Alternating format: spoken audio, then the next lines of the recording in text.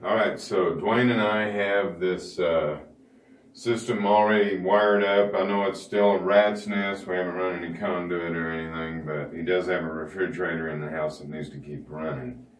So what I've done here is, now that we've got it all wired up, I'm taking this device here that I've programmed. This is a power converter. It'll convert anywhere from let's see if I can get that to focus in a little bit. I guess not. But anyway, this is a power converter that will convert anywhere from 24 volts DC to 72 volts DC down to 5 volts DC. And then this little gadget here is called the ESP8266 D1 Mini. And it has built-in Wi-Fi, analog to digital converter, a microprocessor, and all kinds of really cool things. So it's basically a single chip computer. So I downloaded a piece of software into this thing that I can take that analog to digital converter input, and I use this potentiometer here that I use as a voltage divider. And I divide the 48 volts, so say for instance the battery voltage is 48 volts, it divides that down to 2.4 volts. So it's a divide by 20. And that gets it down to less than 3.5 volts that this little computer has to have. It can't take any more than 3.5 volts. Well, 3.3 volts I think is what it's rated at. So with Chris's 48 volt system, a divide by 20, if it gets up to say 60 volts, then that means it's going to see 3 volts, and it'll just multiply that times 20 and then tell you that's the voltage output. So I've got all these hooked up to these two wires here, positive and negative, and I'll hook that up to his, I'll go through the fuse on that. And then this will report to the server and let the server know what the battery voltage is at all times. And that's going to allow us to control the load diversion. And his electric water heater is going to be his load diversion. And then this is actually the server. This is called a Sonoff Basic. So it's got a little reset button here. And then a little light, little green light that turns on in it when you know that the relay in it's energized. Now you buy these, and these come from China, and they're like, well, the D1 mini controller is about $5. The DC to DC converter is about $8. And this is about $7. So it's all extremely inexpensive. Now, the software that this comes on with is basic. It's you can use an app on your phone that you can turn it. It's got a little relay in there that you can turn on and off with an app on your phone. So I basically loaded a different piece of software in here that causes this to be a server for the analog to digital, the Mini D1. And so the Mini D1 uses its Wi-Fi signal to connect to this through a Wi-Fi signal. And they talk to each other. So this guy, whenever the voltage gets above 54 volts, it'll turn the water heater on as a load diversion. Then when the voltage gets down below 51.5, it turns it off. And then it won't turn it back on until the voltage is above 54.5 volts for at least 5 minutes. Then after 5 minutes, it'll turn the water heater back on. And I'll show you how I wire all that up here in a little bit. But anyway, I'm going to go ahead and get this wired up, and then we'll have a look at it.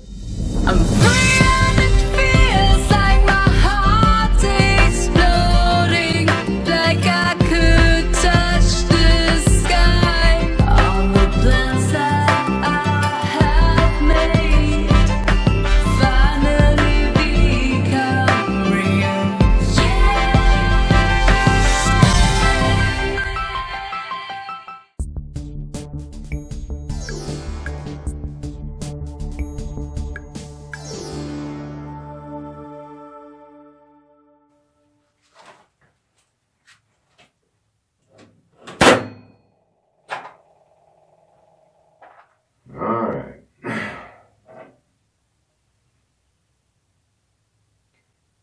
we're going to look on my cell phone to see if I see any Wi-Fi networks out there. So it says it's scanning, and right now there aren't any Wi-Fi networks to be found or seen. I don't know if you can see that or not. So we're going to let that continue to scan here for a little bit.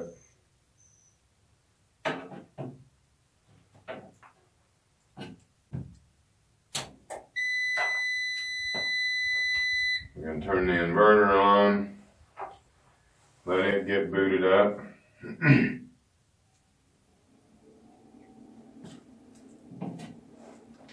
Okay. And now I'm going to go turn on the solar panel breakers.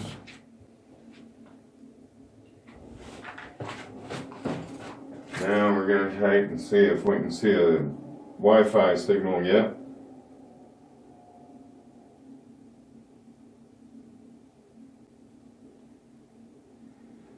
Still not seeing one, so apparently it's looking for a Wi-Fi signal to connect to.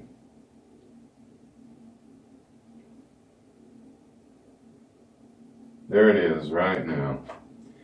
So you can see here it says ESP0 authenticating, or maybe it's authenticated now. It says authentication error occurred because I don't have the right password put in my phone for this guy. But anyway, that Wi-Fi signal is coming off of this little single chip computer, and right now it's looking for the server to connect to, and as soon as it sees the server it'll connect to that, and then it'll start transmitting the voltage telemetry from the analog to digital converter into the house. So now I'm going to go into the house and we'll get set up for that. We'll get started on the water heater diversion.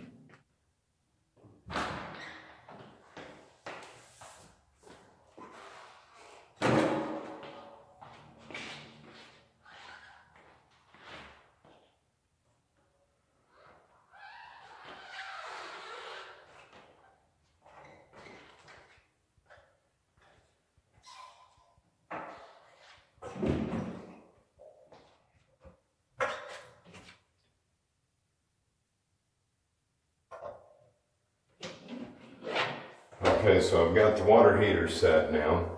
The next thing I need to do, not necessarily in this order, but I need to replace these two heating elements in here. Because this water heater has, I think, 5,500 watt heating elements. It's a 50-gallon water heater, and his inverter can only put out 4,000 watts.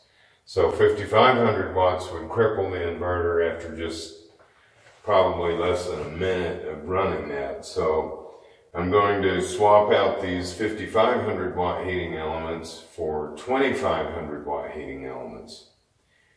And so you might be wondering what the impact of that is. Well, the first thing is it's going to use a lot less power. So if he runs, or if this water heater is running as a load diversion and then say the well pump kicks on, well, this is going to be running 2,500 and the well pump is another 1,400. Well, now we're running at 3,900 watts. That's pretty close to the maximum that the inverter can put out. So this arrangement will handle 90% of the electrical loads. Now, if this thing detects the voltage going down and the voltage goes down quick enough before the inverter says it's pushing out too much and shuts off, well, the control panel that I'm going to put up here will shut this off.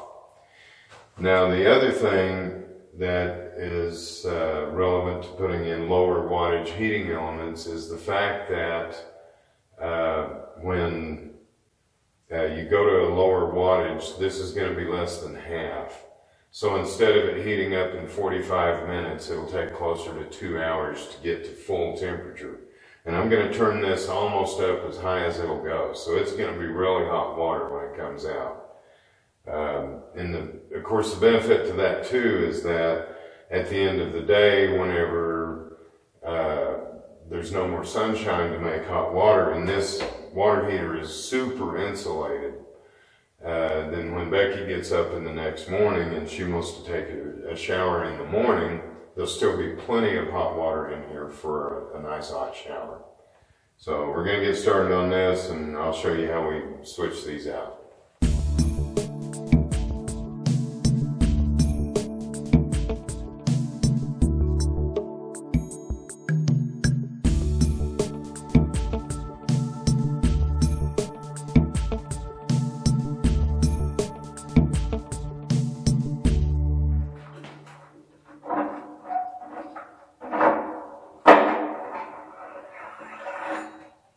Okay, this is the heating element that came in with the water heater. And this is the new heating element. You can see they're a little bit different size. And this one, I'm not sure if you can make that out. Actually, this side. 4,500 watts. Let's see if I can get that to focus a little bit here. No, just not going to do it.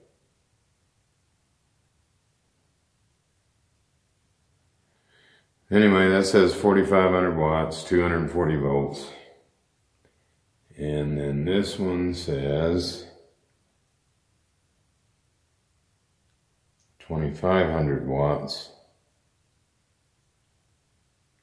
at 240 volts. So anyway, this filament, his inverter would drive this for maybe, I don't know, 10-15 minutes tops. This one, it'll go all day. This one will heat the water in 30 to 45 minutes. This one will heat the water in an hour and 15 minutes to 2 hours.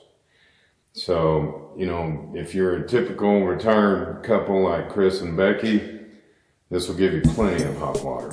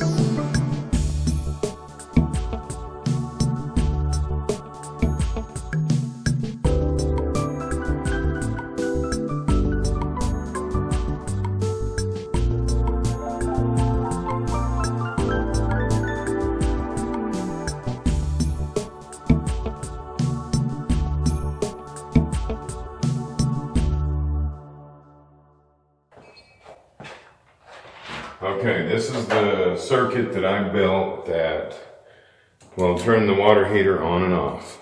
This is the Sonoff Basic I was telling you about. And the 240 volts comes in at the bottom at 240 AC, and it comes out at 240 AC because there's a little relay inside here. Let me get this is the guts that's inside the Sonoff Basic. This is the little relay right here. And this is all of the voltage conversion circuitry. And then this little bitty chip back here, and then I don't know if you can see it, but this is the Wi-Fi antenna printed into the actual circuit board itself right there. And so the server software runs on this board, and it activates a little relay, which in turn activates this big contactor relay. And this contactor relay is what will actually turn on and off the water heater. And then these are the wiring strips down here. So basically I've got my power coming into these two, and then it leaves out of these two over here. So it comes in and it powers through the relay off of both of these. So both of these go in as the inputs, and it goes into the Sonoff. And then it comes out of the Sonoff to actually energize the relay off of these two leads here. And then the circuit's completed out of these. And then those feed down to these two terminals, which go to the water heater. So I'll install this, and then I'll wire it up, turn on the breaker, and we'll see if it works the way it's supposed to.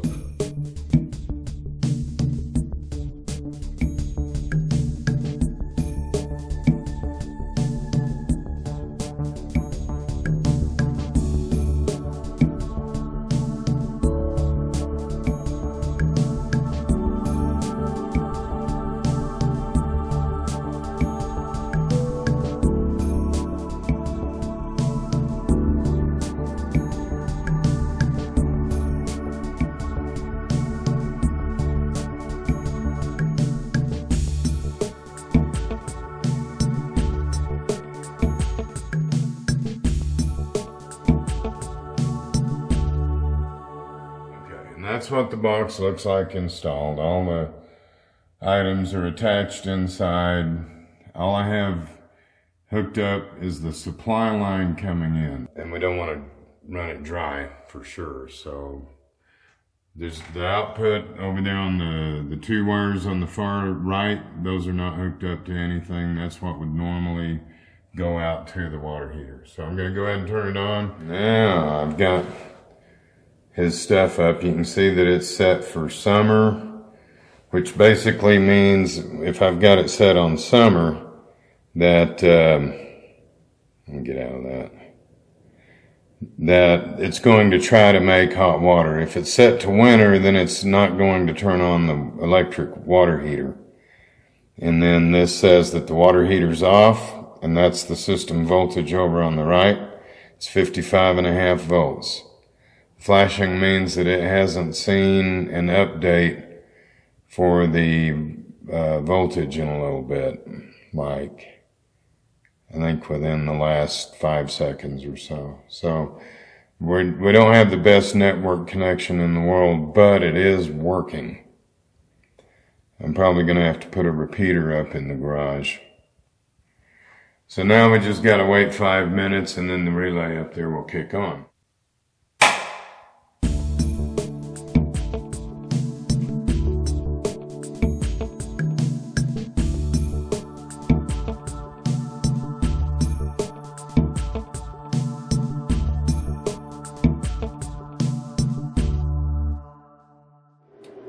Alright, so right now it's pretty cloudy outside, and let me lower this just a little bit more. There we go. And we're making 1 kilowatt of electricity. And right now we are using 2.2 kilowatts of electricity because we're heating water. Right now we're down at 928 watts, so it's pretty overcast right at the moment. So we'll just leave that sit there, and the sun should come out from behind the clouds again here pretty quick. We'll see what happens.